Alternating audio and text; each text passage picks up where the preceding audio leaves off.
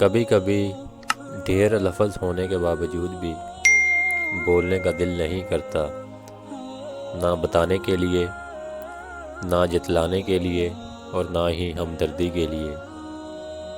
مضبوط رہیے، مثبت رہیے، اپنے حاسدین کو اس غم میں رہنے دیجیے کہ آپ ابھی تک مسکرا کیسے رہے ہیں۔ ہمارے معاشرے میں امیر بچوں کی بدتمیزی بھی شرارت اور غریب بچوں کی شرارت بھی بدتمیزی کہلاتی ہے۔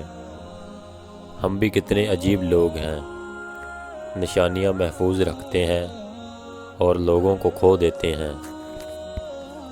دولت کے پیچھے زندگی لٹانا ایک مذہب ہے جس کے سکون ظلم اور خود غرض ہیں۔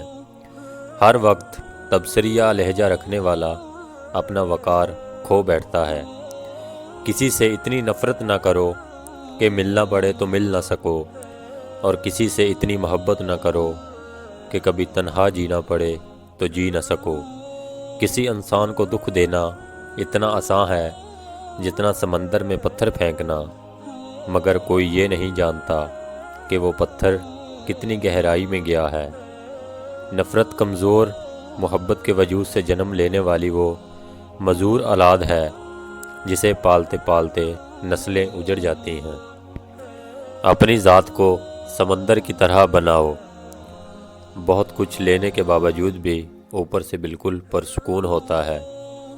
غم کو بھی اسی طرح قبول کرو جس طرح خوشی کو کرتے ہو، کیونکہ دونوں ایک ہی مصنف کی لکھی ہوئی ہیں۔